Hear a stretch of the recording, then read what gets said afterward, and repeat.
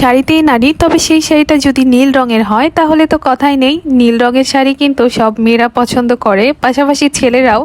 So যাই হোক, সেই দিন আমি আর আমার বান্ধবী প্ল্যান করি আমরা বিকালে শাড়ি পরবো। তো ওর সেদিন আবার ঢাকায় যাওয়ার কথা ছিল, শুধুমাত্র আমার শাড়ি পরার কথা শুনে সেই ঢাকা যাওয়াটাও ক্যান্সেল করে দেয়। আর এই শিউলি ফুলগুলো আমার বান্ধবী আমার জন্য নিয়ে আসে। সেদিন আমরা কলেজ ক্যাম্পাসে সকালবেলা দেখা করি, সাথে ক্যাডবরি চকলেট এবং এই গাছগুলো গিফট করে। ওর বাসায় অনেক ধরনের গাছ আছে, তাই ও আমাকে গিফট করেছে। আমি ভেবেছি এগুলো আমার বাসায় নিয়ে যাব, ইনডোর প্ল্যান যেহেতু। পাশাপাশি আমাদের কলেজ ক্যাম্পাসে বসেই আমরা সবাই মিলে আড্ডা দিচ্ছিলাম। আর এই ভিডিওটা করার মেন রিজন হচ্ছে, মানুষের মন না বুঝলেও কুকুর বা পশু পাখি কিন্তু মানুষের মন ঠিকই বুঝে। এই যে লোকটা দেখছেন, আমি যখন স্কুল লাইফে পড়তাম তখন ওনাকে অনেক ভালো দেখতাম, পড়ালেখা করতো। তবে এই মানুষটা তার প্রিয় মানুষের আঘাতের কারণে আজকে এই অবস্থা। সে আজকে পাগল হয়ে রাস্তায় রাস্তায় ঘুরছে। তবে আশ্চর্যভাবে আমি এটাই বারবার দেখছিলাম, ওই কুকুরটা সবসময়ই তার পিছনে ঘুরছিল। এই কারণে আসলে ভিডিওটা করা বা আপনাদের সাথে শেয়ার করা। এই পৃথিবীর মানুষগুলো এত নিষ্ঠুর কেন, এত স্বার্থপর হয় কেন? ওই মানুষটাকে না পাবার কষ্টে মানে কতটা পরিমাণ কষ্ট পেলে মানুষ পাগল হয়ে যায় আপনারাই বলেন। আসলে এইটা থেকে একটা জিনিস শিখতে পারি, যে কাউকে খুব বেশি ভরসা বা ভালোবাসা উচিত না, যেটা আসলে নিজের জীবনটাকেও নষ্ট করে দেওয়ার সম্ভাবনা থাকে।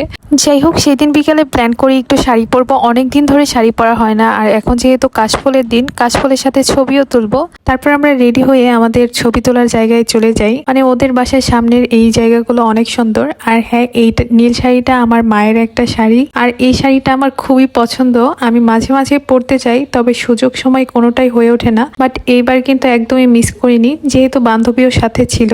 আমার ছোট বোনকে সাথে নিয়ে গিয়েছিলাম ক্যামেরাম্যান হিসেবে। আমি একেবারে যতবারই যেতাম ততবারই কাপড় পরতাম, বাট অনেক দিন ধরে এইরকম ভাবে সেজেগুজে কাপড় পরা হয় না। বা এই শাড়িটা তো মার অনেকদিন ধরে পরতেই চাচ্ছিলাম, পরাই হচ্ছিল না। যেহেতু কাশফুল আছে, তাই কাশফুলের সাথে ছবি তোলার প্ল্যান ছিল। লাস্ট ওয়েতে দেখা গেল যে পুরো ওয়েদারটা একদম অন্ধকার হয়ে গেল, মানে সন্ধ্যা নেমে এলো, যে কারণে আর কাশফুলের সাথে যে ছবি তোলা হয়ে ওঠে না। সন্ধ্যার আজানও দিয়ে দিচ্ছিল, যে কারণে আমি আমার বোনকে নিয়ে বাসায় চলে যাই। তবে কোরিয়া এলাকার প্রত্যেকটা জায়গায় অনেক সুন্দর, ছবি তোলার মতো জায়গা। এই যে বাড়িটা দেখছেন স্কুল লাইফে, এই বাড়িটা কিন্তু এত সুন্দর ছিল না বা বিল্ডিং করা ছিল না, ছোটখাটো একটা ঘর ছিল। এই জায়গাটা যেহেতু অনেক সুন্দর ছিল বা ছোট একটা ঘর ছিল, সেখানে বসে আমরা অনেক সময় পার করতাম। এই রাস্তাটা বহু পরিচিত হলেও অনেক বছর পর আসা হলো। আর এই রাস্তাটায় রয়েছে অনেক অনেক স্মৃতি আমার ছোটবেলার বান্ধবীদের সাথে। এখন সব ফ্রেন্ডসরাই তার স্টাডি এবং ক্যারিয়ার নিয়ে ব্যস্ত, কারোর সাথেই তেমন দেখা হয় না। আসলে ওই দু একজনের সাথে দেখা হয়, তখন একটু দু একজনের সাথে মিট করা হয়। তবে অনেক বছর পর এই রাস্তায় এসে আমার অনেক ভালো লাগছিল, সেই সাথে অনেক ছবিও তোলা হয়েছে। আচ্ছা, আপনারা কারা কারা আমার ভিডিওটি কোরি থেকে দেখছেন অবশ্যই কমেন্ট করে জানাবেন। আর যদি আমার ভিডিওটি ভালো লেগে যায় তাহলে অবশ্যই আমার পেজটি ফলো দিয়ে সাথে থাকবেন। পাশাপাশি আপনি আমার ভিডিওটি ইউটিউব থেকে দেখে থাকলে আমার চ্যানেলটি সাবস্ক্রাইব করবেন। বাই দ্য ওয়ে, সেদিন রাতের চাঁদটা কিন্তু অনেক সুন্দর উঠেছিল, যে কারণে আসলে ভিডিও করা। আর বরাবরই আমার চাঁদ দেখতে অনেক ভালো লাগে ভিডিও করতে বা পিকচার তুলতে।